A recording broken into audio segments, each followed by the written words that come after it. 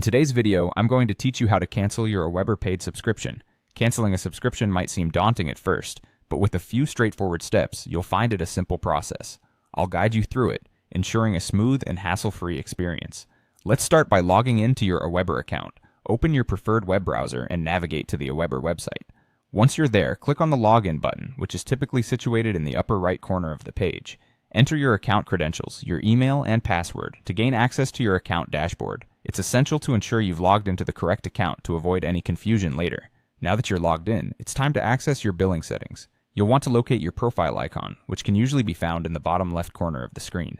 Clicking on this icon will reveal a drop-down menu. From here, select My Account to proceed. This section holds all the personal information and settings related to your account. On the left side of the screen, you will see a menu. Click on Billing to move forward. This is where all your subscription details are stored, and it's the hub for managing your payments and account settings. With the billing page open, you can now cancel your subscription. Focus your attention on the Current Plan section. Here you'll find an option labeled Close My Account or something similar indicating cancellation. This is the critical part, so take a moment to ensure you're choosing the correct option.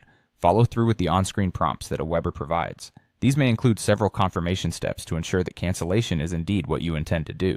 It's a standard procedure meant to prevent accidental cancellations.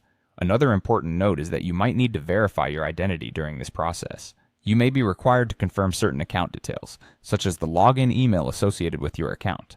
Keep this information handy to avoid any hiccups during the verification step. Upon completing the cancellation process, you should receive a confirmation message on the screen.